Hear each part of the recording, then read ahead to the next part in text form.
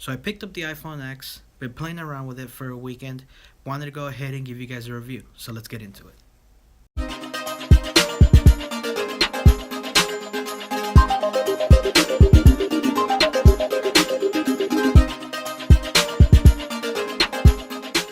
So I've been playing around with the iPhone for about 72 hours now. I got it on Friday, picked it up at the UPS store, brought it back to the office, started playing around with it, backed it up, did everything that I needed to transfer all my data from my 7 Plus over to my 10, and used it just like I would my 7 Plus.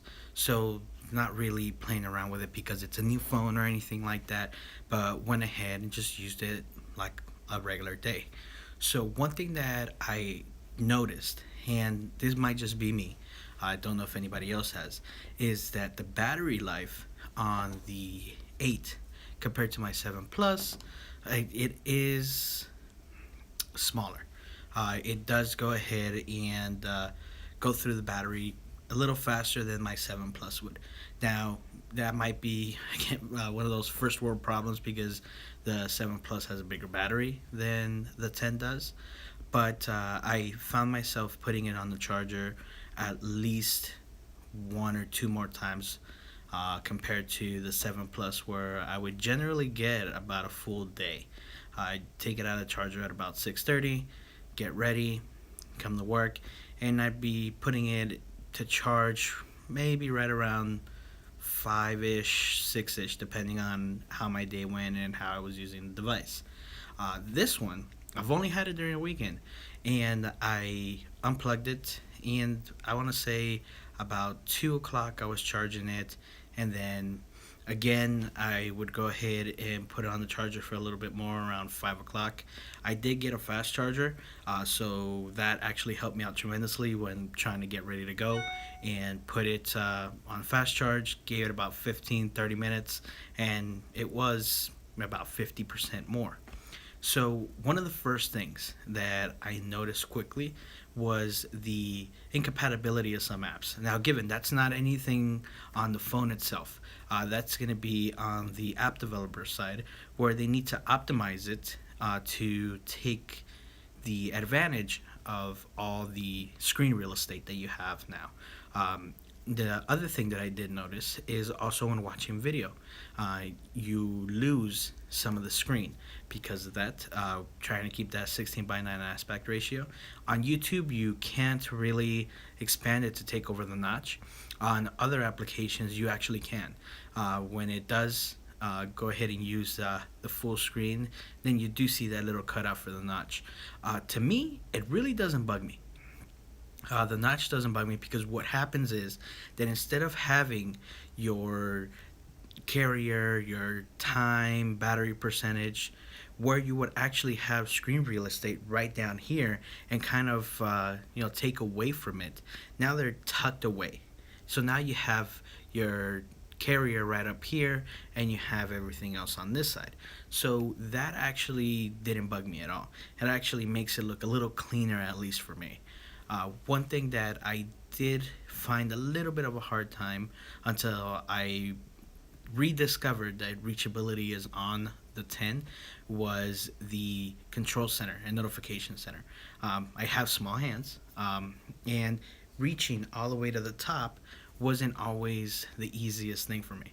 So once I found reachability, I went ahead and turned it on, and it makes it a lot easier for you to go ahead and get to control center, get to notifications and everything.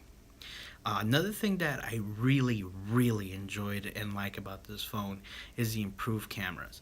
Now, given that it does have dual optical stabilization on the two rear cameras, and now you have portrait mode for the front camera, it actually gave me really nice tools to go ahead and take some pictures, take some more video.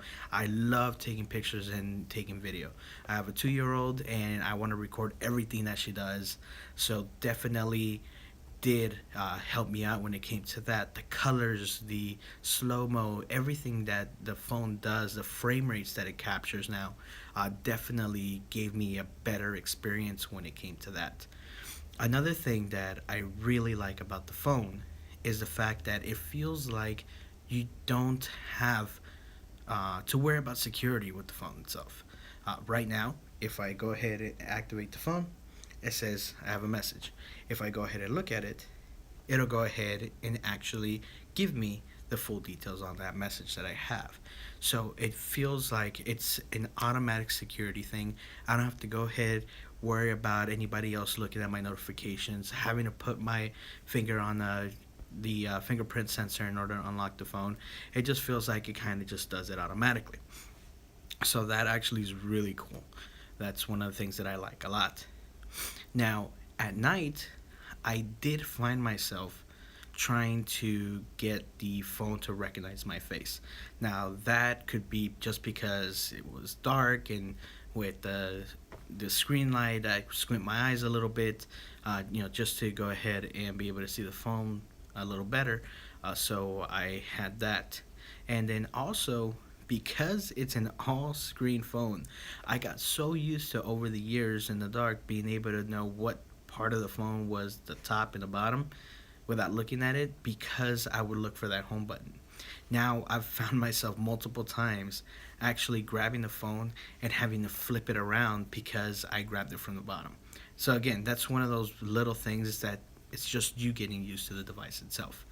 But as far as the performance of it, as far as cameras, as far as Face ID, everybody's talking about, okay, well, it got fooled with twins, and a report where it got fooled with a close relative, was a brother that has glasses just like the owner does. And I mean, it's gonna happen. Apple did say 1 in 1 million, but close relatives can definitely go ahead and be able to manipulate this a little bit to unlock the phone. So that's a given. Apple did already go ahead and talk about that. Those little things that other reviewers will go ahead and pick at and go ahead and make videos on to really just emphasize little itty bitty things that the phone has, which quite honestly on a day-to-day basis you're not going to notice it, nor you're not going to care about it. Now, coming into actual Face ID and how it works, I went ahead and got a haircut over the weekend.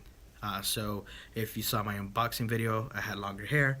Right now, I went ahead and cut it, so I have a short hair, and the phone had no problem. While I was cutting my hair, I had no problem going ahead and unlocking, texting while I was at the barbershop. And throughout the weekend afterwards, not a problem at all. Now, this morning, wearing my beanie, it also didn't have a problem. Now, some people saying that it could go ahead and map your hair, and sometimes it won't unlock, or eyebrows. I've seen different videos where people put on fake eyebrows and it'll go ahead and unlock anyway.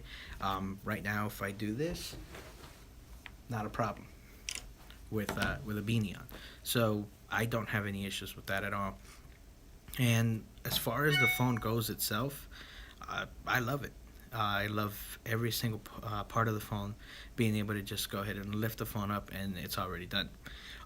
One thing that I have seen in other reviewers talk about is about the length that it takes for the phone to actually unlock.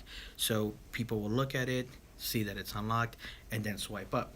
There's a faster way to do it, and the faster way to do it is actually to go ahead and grab the phone, swipe up, and it'll automatically do the Face ID and unlock itself. So there is faster ways to get it done. Now, one thing that I still find myself trying to overcome, and that's just muscle memory, is looking for that home button. I will still find myself trying to close an app by looking for a home button, but that, again, is just one of those things. So that's my review on the iPhone 10. Don't forget to comment, hit that like button, helps me out a lot, and subscribe to the channel if you haven't yet for more content. I'll be uploading regularly now, Mondays, Wednesdays, and Fridays.